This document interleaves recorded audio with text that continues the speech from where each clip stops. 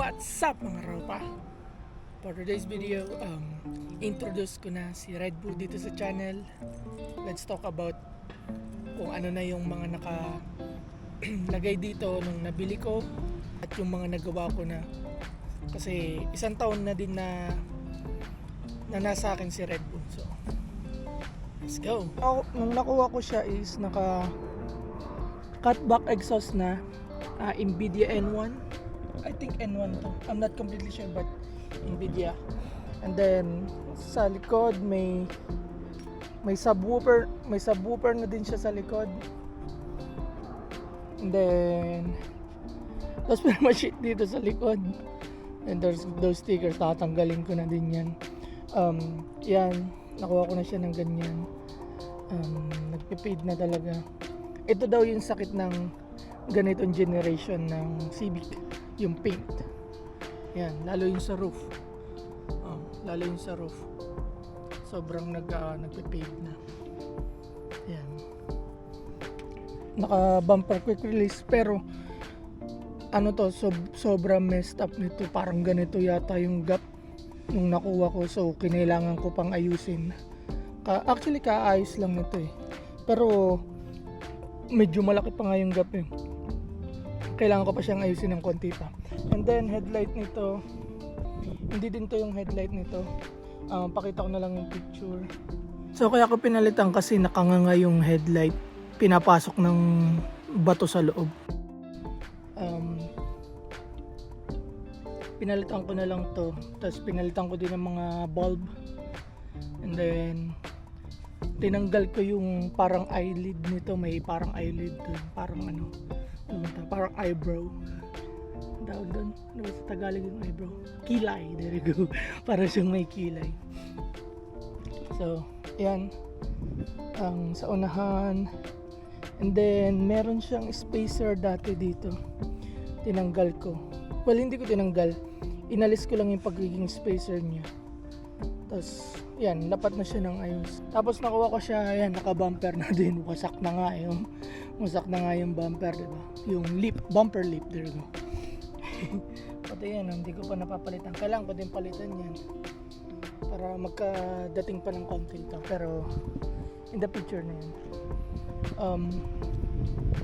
nilagyan ko din nito. Nung nakuha ko to, walang ganito yung splash guard ba ang tawag dyan. So pinalitan ko yan, nilagyan ko yan. And then ito pa yung mga chip from rack. Pag nagta-drive ka na, tamaan ng rack na yan. Ito naman nagpa-fade na. Ayun nga, dahil ganyan yung sakit nitong ganitong model. And then yan, may mga konting gas-gas siya. Pero okay lang naman, daily ko lang naman to. And then inside, check natin yung mga nandito na sa inside. Nung nabili ko na din siya, meron ito carbon ludi. And then meron dyan. Tapos meron din dito sa sa shifter banda.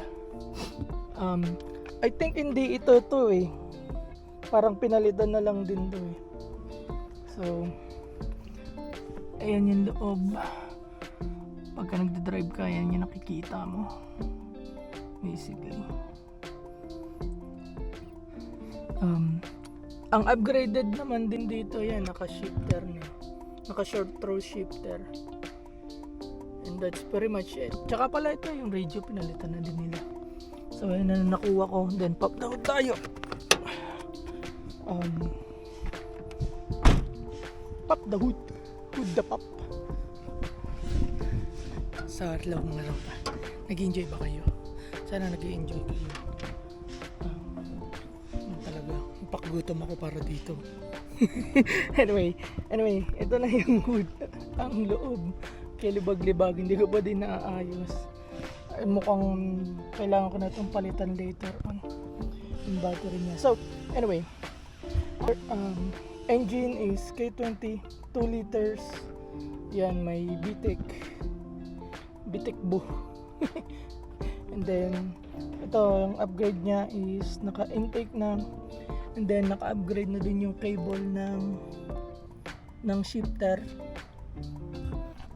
And then Ano pa ba yung upgrade nito? Ito namang wire na to para lang sa subwoofer yun. Nothing special. Balik tayo na saglit sa bumper. Yung bumper nito sobrang loose, di ba? Ito naayos ko na dito.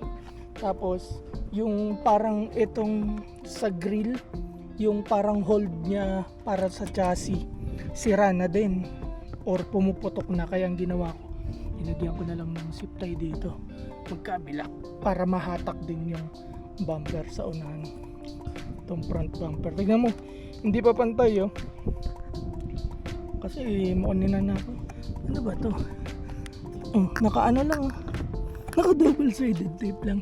Anyway, I guess kailangan ko bumili ng emblem nito para medyo mag-okay naman ng konti pa. So, yan.